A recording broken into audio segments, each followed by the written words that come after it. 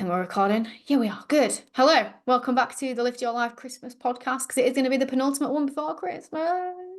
How exciting. Even though last one was probably more of a Christmassy one in terms of questions. But we're going to call this the Christmas one because it is the pre-Christmas podcast. So close to Christmas. I'm feeling festive. If you're not watching the video recording, Laura literally is Christmas. She has a Santa hat. She's got Christmas nails. Leanne's quite Christmassy because she's got a red nose like Rudolph. And I've got a ready background, so we'll count that. There we go. We'll count that. I win Christmas. You do win Christmas. But you didn't win darts, as people hypothesized, did you? I never. You know what? I said to you guys, I was like, I can't wait to disappoint everyone because I knew I wasn't going to win. Leanne, people believed in me, so, out of us three, Leanne took the crown, surprisingly. Like, no one predicted it. I love how surprised you still are by this, but We yes. are. Who actually won? Do you remember? Hannah, wasn't it?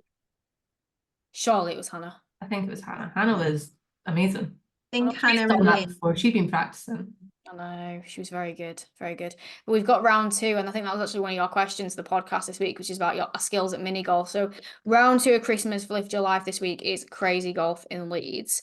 We'll do another poll on Instagram to find out what people's predictions are, but amongst us three, I think out of everyone who's going, my prediction is that the person who's going to be the best is Rosie, and I don't know why. I've just got a vibe she's going to be very good. Oh, she's quite sporty though, isn't she? So I feel like, yeah. Maybe Michelle. Michelle could be a dark horse. I don't know. I don't know why. I just think Michelle could be quite good. I have no clue. No. Out of us three, what do you think then? Best to worst? If you were gonna put money on it, I would. I think Leanne might do well. Yeah. Yeah, see with like love. mini golf, I'm very hit or miss. Like That's kind of what golf is, mate. no, but like sometimes I can be actually all right at it, and then other times it's no. Yeah, I don't know. We'll have to see. We'll have to see on Depends what kind of day I'm having. Yeah. But it's gonna be good fun. It's gonna be really good fun. But we'll see. We'll see. It'll be really interesting to see who's. It's not as easy to like score, is it? 'Cause you got to count how many times you do it. So I don't think we'll necessarily. I don't like these things where everyone's like sits there with like the notepads taking score. I'm like, let's just have. Oh yeah, like the scorecards. Yeah, they're very annoying. Can't be bothered. We'll just you can Jonathan makes me do it, and then I always moan about it, but then I beat him. I'm like, just see who's getting all in ones and who's still there 20 minutes later, and it's kind of obvious in it really. Okie dokie. So I think that the first question was about like how do you rate your mini golf skills? I'm truly dreadful. I need to know what I'm up against next weekend. Well, I don't think this person realizes that she's got nothing to worry about. yeah, we're not the best. No. Our skills lie in other areas that are not competitive sports. I was saying to someone earlier today, like, I don't know why I chose these two things as our Christmas get-togethers because I'm absolutely useless at both. Like, I'm a competitive person, so why have I put myself in a position where I can't be competitive? I don't really know why I've done it. You should make better choices. Next year will be better choices where I can wipe the floor with everyone and enjoy it. Cool. Okay, so first proper question, not about mini golf. Would love any advice for curbing the feeling of wanting to graze all the time. Find myself doing this a lot on night shifts when feeling bored. Question mark. This was one of my clients, so I've already answered this in a check-in. So Laura, I'll nominate you because I know you two are always like, oh, should I go first? Should I go first? Laura, do you want to take the floor? That's like my weekly question. Who's going first? Who's going first? Yeah. Laura, you're going first. Go. Cool. So I think with this one, I mean, it's good that she has acknowledged the fact that it is out of boredom that she does it. Like that's the first thing, because when things like this happen, I think the first thing you want to look at is why do you think you're doing what you're doing? And the fact that she's already acknowledged that it is down to boredom is already one step forward at sort of being able to take control of that. So obviously she said that it's when she's at work. Now, working night shift, not being busy, I get it. I've done it myself. Like it can be pretty boring. And I guess it's just finding things that you can do instead. I mean, you're not going to have millions of options whilst being at work, but could you, if you're, not busy enough to be doing things, I don't know, did they say what they did? Did you say that? I can't remember. I think I'm pretty sure it's something ambulancey, medical, from what I remember. That was in my head, which is why, did you say that? Or was I just I'm like, totally butchering that, and I feel really bad if I am, but I'm like 90% certain that's what she does. yeah. So could you, you know, take like a book on shift with you, like puzzles, like word search book or something like that? Is there something else that you can sort of fill that void with rather than just reaching for whatever it is that you're going to be having, you know, quality streets, biscuits, crisps, whatever that looks like. Yeah. I think Rudolph? that's pretty much it, isn't it? Yeah. Rudolph. Yeah, we've addressed that it's because of boredom. It's essentially finding something else that you can occupy yourself with that's not food. What I said the same, but I also went down the route of the question every time you go to eat, just ask yourself, am I hungry for this? Because sometimes that simple question just brings you back to your body and self-awareness to go, oh yeah, I'm not hungry for this. This is boredom. Take This is that pause. eating. Yeah. Magic pause, the magic pause, the magic question. Pause. And all it does is just makes you self-aware of what you're actually doing. Because a lot of the time, boredom eating is done kind of habitually, isn't it? And then you can acknowledge, like, okay, though this is not hunger, this is absolute boredom, and then do something about it. And obviously, this person is working with us, so they're doing great. But for anyone listening, maybe in this scenario, look at things as well. Like, well, are you eating regularly prior, so you're not like starving, hungry, and then wanting to, pick and snack at things? And one thing that can be really good when you've got long periods of time with boredom, if you know, for example, you're going to have a good few hours with nothing really to do, I chunk my time down to be like when you're on, a cardio piece of equipment and you're like, right, I've got an hour left, that's 15 minutes. Literally me today. Well, I sometimes do this when I've got like long days on my own because I've got a dog now, but live on my own. I'm like, what am I going to do this time? So I just chunk it like, so for the first hour, I'm going to do this. So it could be something as simple like, right, for the first 15 minutes, I'm going to just tidy my desk. Then for the next 15, then after that, I will go and make myself a cup of tea. Then after that, I will have this. Then I will have this. And it's just like giving yourself little things to do. And surfing the urge as well. So like if you're having those, oh, that crisp there, I want it. Just don't tell yourself you can't have it. Just like, right, I'm going to pause because I can acknowledge that this is boredom. If I'm still dying for it in an hour, I'll go back to it. But 9 times out of 10, because you've acknowledged that it's boredom, you won't. Yeah, absolutely. Case closed. Next question. How do you deal with people offering you food and not wanting to seem rude? Rhymes, love it. When people offer you food and you don't want to be rude, what do you do, dude? Leon, you can go first now. I think sometimes if it's, a consistent thing and they don't take the no, thank you, I'm good is like enough. It's just to be open and honest and just be like, look, at the minute my priorities are something else. So I'm not going to be eating whatever.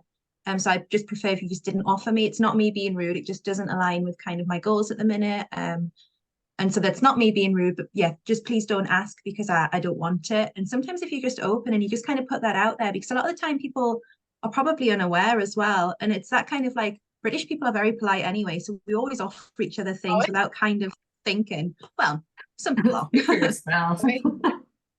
I'm Northern. So the minute someone comes in the house, it's like, do you want a cuppa? Do you want a biscuit? Like, it's just how Intense, it isn't it? is. It's like biscuit, cuppa, this.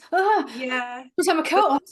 It can be like I've done it before, like when I was prepping for the photo shoot, it was very much like, I'm on this prep, I'm on reduced calories, like I'm not going to want anything, just don't offer it to me. It's like, I'm not being rude, I just don't want it.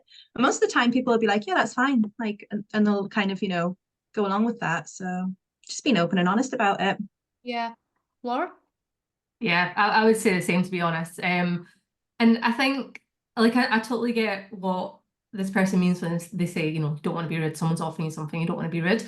But, like, just twist it around. If you offer, like, someone a biscuit and they said no, you're not going to find them rude. Like, it's not necessarily a rude thing. You just don't want to feel like you are being rude, if that makes sense. And as Leanne said, sorry?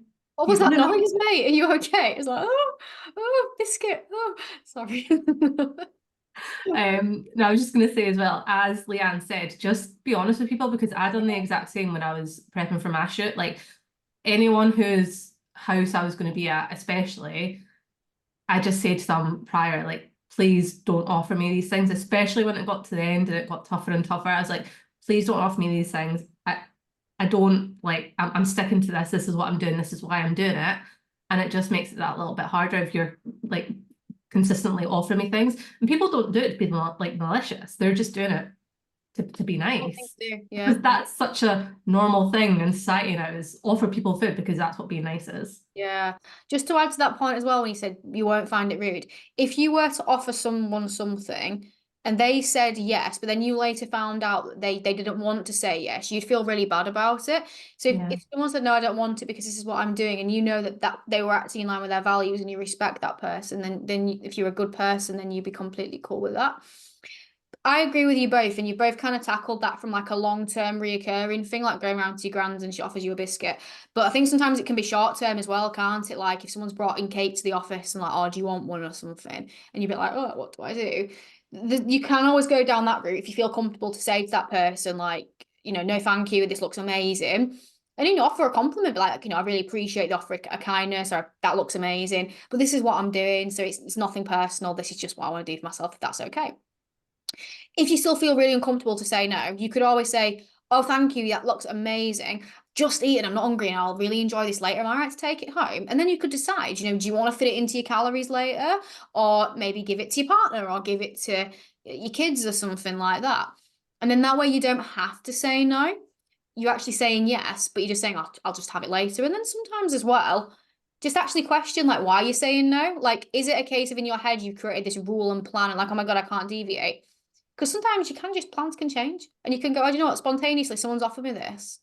I can just wiggle things around and I'll just have a smaller dinner and that's okay. So sometimes just question that as well. Yeah. Sick. Next. Next. The game show. Next. Do you need to change your training around your period? I'm seeing loads of things on TikTok. TikTok. Dr. TikTok. It's like Dr. Google, but it's worse, isn't it now? I think TikTok's worse. Like the epidemic of social media and the things we're seeing on there now. Bit mad, isn't it? Bit mad. But yeah, I think I'll answer again. These are all my questions because my clients are the best. See, I answered this in the check-in. So Laura, do you want to answer the question on Dr. TikTok? I love it. Is that anything? Each week we should just get people to ask about questions from TikTok. Like, to be honest, you be here for hours. Literally. How long do we have? Yeah. Yeah, so I would say you don't have to. It is going to be very person dependent, and for me personally, I don't have to because I don't suffer much when I have my period, so it doesn't really affect me. But some people, it will affect them massively, and they might not even be able to train sometimes. But so it is very person dependent, but you don't have to. And I think when you start telling yourself that, oh, I'm on my period, I can't do this, I can't do that, You won't. You won't do it. No. But have you tried? Self-fulfilling prophecy in fruition. Yeah, and it's 9 times out of 10, you'll probably find you're going to be okay, and you might actually feel better for it as well. You don't need to periodize your training. Well, I'm away. See you later. That's all right, guys. I've got like a few for a couple of my posts for next week. So I was doing some content writing. I've written some captions like that are written as jokes, and they're so not funny. And I'm like, do I post these? I'm like, yeah, I do. I'm not reading them. I feel like dad jokes, like as a female, is like my thing, because you can't gender stereotype dad jokes just to men, because you can be whatever you want in this society, Leanne, period training, anything to add to that? Not really. Like, it really is person dependent, and just kind of seeing how you feel. And as long as you're kind of aware of your own cycle and kind of how you tend to be, you'll know what to expect. So for me personally, I kind of always know that in that few days before my period, I am a little bit weaker and a little bit more fatigued, but I don't change my training at all. I will just pull back on the weights if I am feeling particularly. But I have seen a lot of stuff on like TikTok and Instagram as well, saying that you should do certain things, this, that, and the other. And part of me did think like, oh my God, so my period week, I shouldn't be doing this and I shouldn't be. And you do get into that whole self-fulfilling prophecy when you just don't need to. There's no need unless you are really suffering one way or the other. Then yeah. So individual. Now the thing is, I think it's quite good to understand what is actually going on and why it might benefit you. So in those first few weeks after your your blood on your cycle, your estrogen increases, that increases recovery capacity, it increases muscle protein synthesis, it's an anabolic hormone, so your recovery's up, your mood's better, you potentially, and this is why I always like to say potentially could be stronger, because it's not a you will be stronger. So you might see that you can recover harder, you can train harder, and like Leanne said in that last week when your hormones are crashing, feeling a bit less, bit deflated, less motivated, a little bit weaker, potentially. But like understand your own body. And I think one big thing to communicate as well is like everyone's different. Like Laura said, some people, I've got a client who gets intense period pains, and sometimes she just has to take time off. I've got some people who are recovery is like a mess. So they have to almost deload and devolume in that week. But it's like this whole thing in it, like you should strength train in week 1 and then yoga in week 4. And it's like, absolutely fucking not. So just know your own body, and like if you do see that you are stronger at certain points and we could just lean into that and don't like beat yourself up if you've dropped numbers. Like, well, if it happens at that time, it happens at that time, you know? We could always expand on this as well and talk about, sorry, I keep doing this and I realize I'm swearing at people by sticking this middle finger in. I don't mean to do it. You'd know She if, does. you'd know if I meant to do it. She's fed up as already. I prefer these two. So nutrition we could talk about as well. Do you need to periodize your nutrition as well around your menstrual cycle? What are your thoughts on that one? I mean, I would say it's very similar. Like, Yeah. It depends. person dependent. Like, That's what Dr. TikTok should be. But the thing is, it depends, gets no views and don't go viral. yeah. I think it's fine. See if people ask me questions, it's just like not clients, but like generically, and I'm like, it depends. I always feel so bad for saying it depends because that is such a crappy answer, but The problem is like depends, if you want to go viral these days, you've got to be somewhat controversial. And like I'm all for being controversial, but kind of taking a fact, spinning it a little bit, and but then giving the reality. I would never be like, right, you have to do this when it's not true. And it is like you said on your periods with nutrition, it does depend. Now, what can, and again, I'm going to say it, what can happen to some people is that your BMR in that last bit, your basal metabolic rates can go up a little bit by a few hundred calories. So you've got your BMR's up, your mood's down. That is a recipe for being hungry, potentially. Some people don't really get it. Like Leanna, I've never really heard you like say much about like massive cravings and massive hunger spikes or anything along those lines. Laura, you never really no. No. But I have some people who do who are like, my period is coming next week. I could literally eat this brick in my hand and the one in my other hand. Like it's intense for some people. So some people, I do give them extra calories around their periods because it makes sense to allow them to have that little bit more to satiate that, especially if their BMR's gone up anyway, which means they'll still be in a similar level of deficit maintenance, whatever it is anyway. It's better than then overeating. But the reason I don't do that with everyone and I listen to people is it can become that self-fulfilling prophecy if it's like, because I know some people it is, because it's like a thing in it, only any period, you just sit and eat Ben and Jerry's and cry about life for a few days. It's like, but not everyone has that. So it's individual. And I think one of the best things you can do as well with, if you do get cravings, is lean into them rather than ignore them, because it's 1 week in the grand scheme or a few days. The worst thing you can do is not lean into them, because eventually you will just go, yeah, fuck it. I'm having the entire shop of chocolate. Cheers, hon. But again, so individual dependent. So I think this is where it's really important to actually take time. And I don't think we get advocated enough to really like understand our own bodies, do we? Like, especially in this side of it, like you just have a period. Or you go on a contraceptive pill and that's it. But it's not, everyone's so different. And it's, the same way everyone's hair is different, the same way everyone's personality is different. Everyone's cycle is its own unique thing. And if you can become really in tune with yours, what phase you're in, people don't even know the phases. And if you don't, guys, please just go and get yourself, speak to us, get a book or something, educate yourself, because it's so powerful to understand it. And then you can work around that as well. Because I don't know about you two, but do you notice any changes in terms of like productivity, energy, or anything like that around your cycle at different stages at any point? Not massively. See, I'm on the implant and have been for like 9 years, so Don't really count them. oh, yeah. Fraud. Laura, Leanne, Linda? whoever you are. whoever you are. Yeah. Larry, Barry. Larry, Oh, Lewis, I thought you said Barry. I was no, like, Larry, Lewis, Barry. Louise. It's got to sound. Um, yeah, so for me, I do feel when I'm like those couple of days before my cycle and the first and second day in particular, a lot more fatigued and just a little bit like kind of groggy and stuff. Mm. Um, but apart from that, like energy wise and stuff, I don't really notice a massive difference across the month aside from those like few days just before my cycle's about to start and has started. But no, like I obviously notice changes in my body, so I know that I bloat quite a bit before my cycle, and I know that my weight spikes a little bit. Nothing drastic, but I do expect it to go up. But I never have like food cravings or anything like that. Yeah. Because there's like one of the books, I think it's called Period Power, and there's a few things where they say like at different points in your cycle, you'll have different level, different kinds of energy. So sometimes you might have more creative, sometimes you might have more dominant. And I just wondered if you guys had noticed anything like that in terms of like, sometimes you feel a bit more creative, sometimes, but again, this is where it's just being in tune with your own body, because some people might have these big changes, other people just don't, just Yeah. don't. No. Doctor Lift Your Life has sorted you out. Screw TikTok.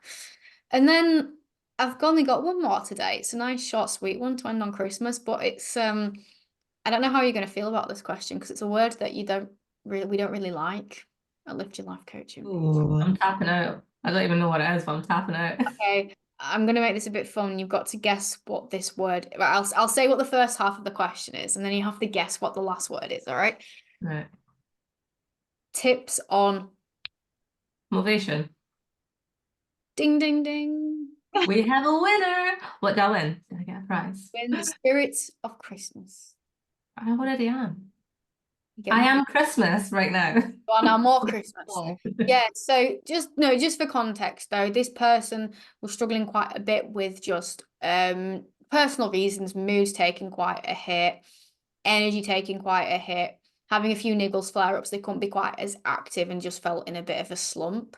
So I gave 3 pieces of advice on how she could deal with motivation. So seeing as there's 3 of us here, I will give one of my best ones. But you two want to give some advice as well on motivation?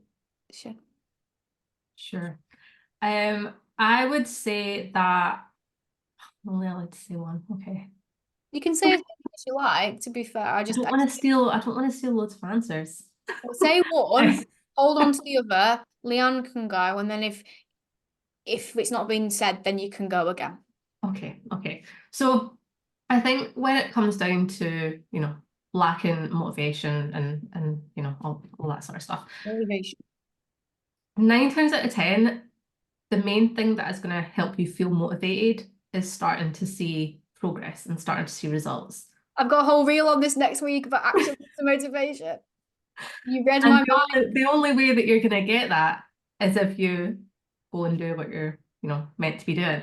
And I fully understand that it can be difficult to kind of get back into this way of doing things, if you've taken some time out or whatever that is.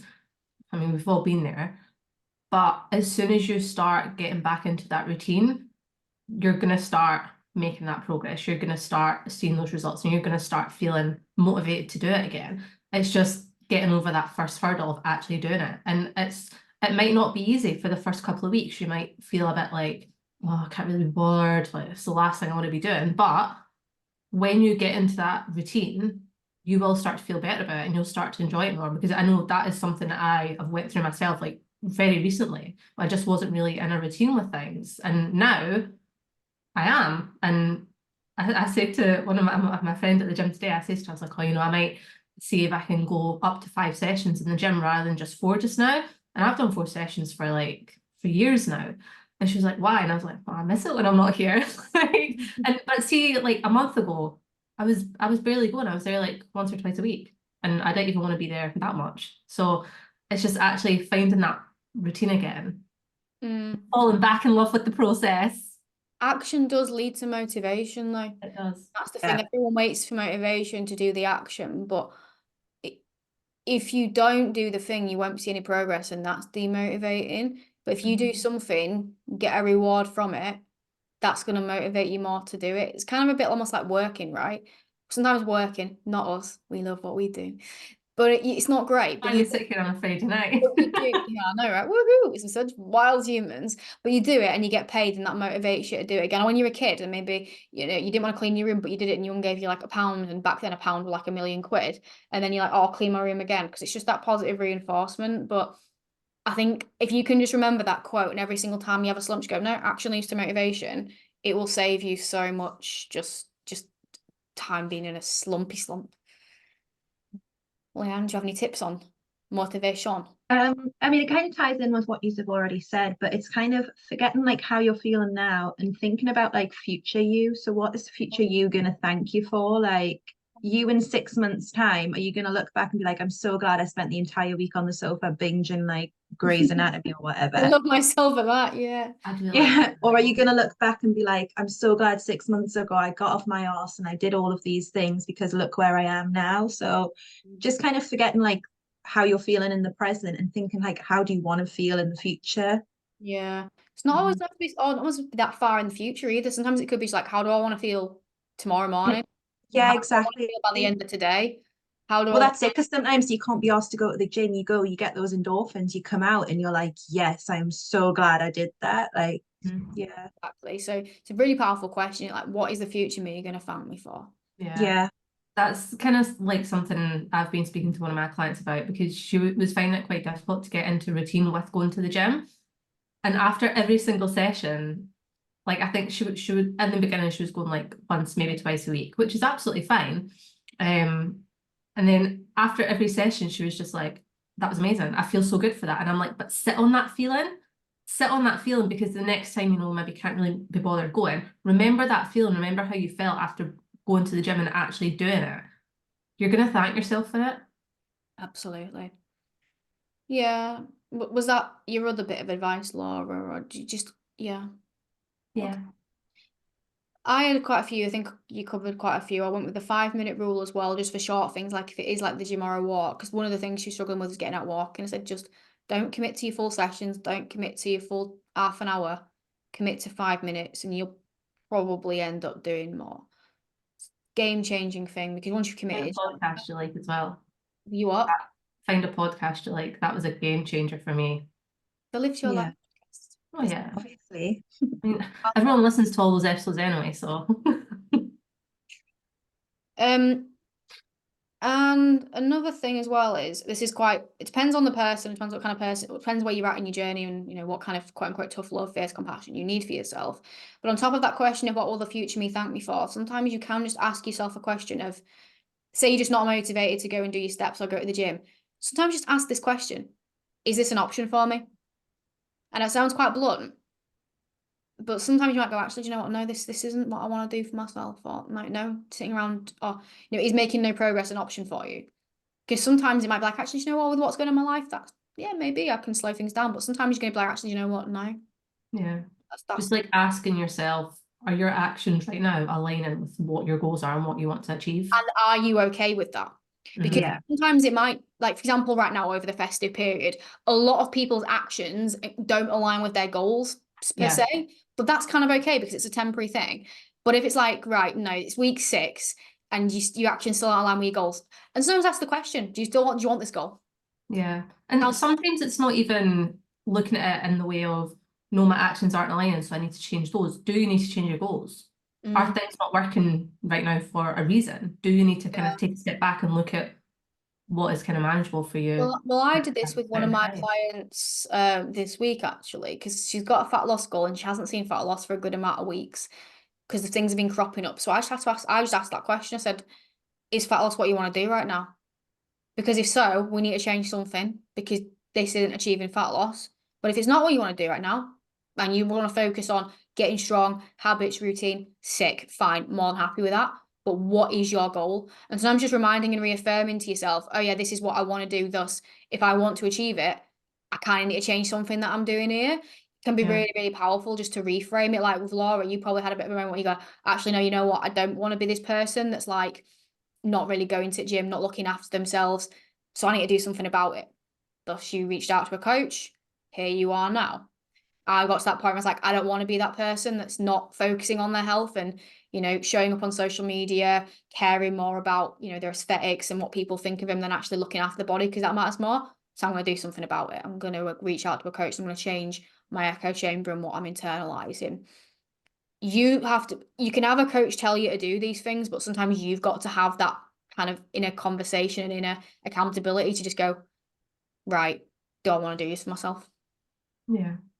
I mean, if you decide that fat loss isn't the right thing for you in this specific moment in time, your coach isn't going to tell you to fuck off. Do you know what I mean? Like, your goals are your goals. Whatever it is that you want to like achieve in that time, that's up to you.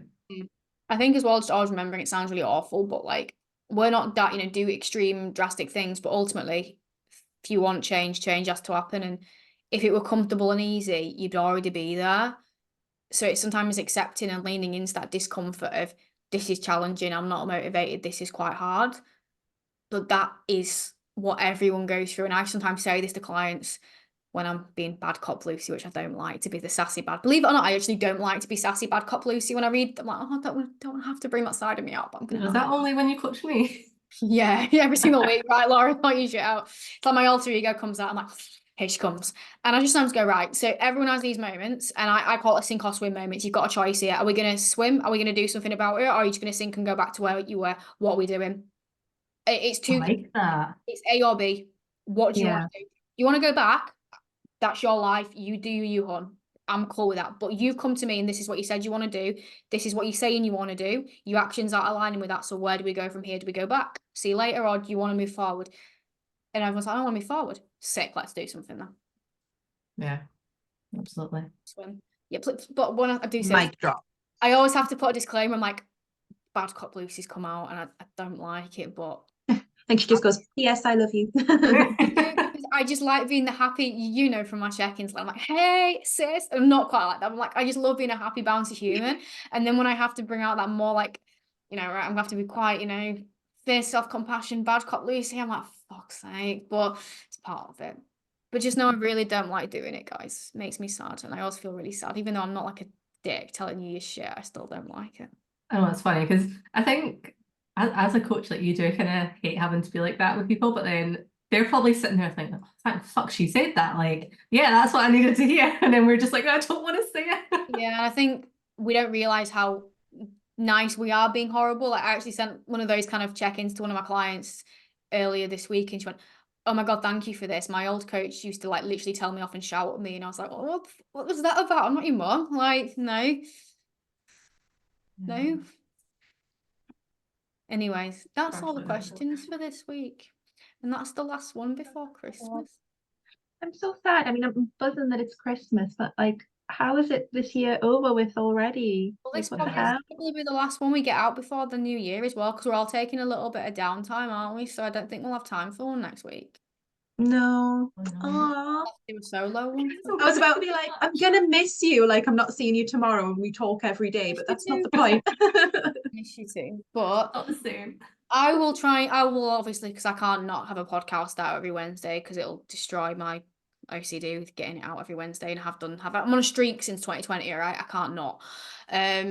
So I'll record some sort of solo one, probably some cringy end of Oh the my year. God, you should just do it of you sitting singing Christmas songs. I would I'd love listen. that. That'd be amazing. No one needs to listen to that shit. I think it's a great idea. That's Um, mad though, that it's gonna be 2024. well, do you two want to leave with some sort of, I don't really know, but I feel like you need to leave with something to end the podcast, some sort of, I don't know, something. Um, peace out. I mean, I don't know, just it's been a really good year, hasn't it? And I'm very excited for next year. I think next year The year that 2 became 3. I know, that's mad, isn't it? How cute. What's 2024 gonna bring? It's gonna be fucking epic. I've just realized maybe you know how it was 2021 and then I got one more coach, 2022. Leanne's face, if you're not watching this, her face is just like, and like, 2023, maybe. oh. I don't know if I can hack it, to be fair. Do you want another one of us? Like, do you think you could cope? I want an adult this time. I mean, she can barely cope now, let's be honest. No. We'll see. We'll see what the She year wants brings. an adult this time. We're both older than her. That's everything you need to know about what I have to deal with, guys. That's everything you need to know. But I need to wrap some Christmas presents. I need to get myself organized for our meal tomorrow. So it's over and out. Over and out. Over and out. These guys will see you on the podcast next year. I'll see you for one final one before 2023 is out. And Merry Christmas. Merry Christmas. Christmas.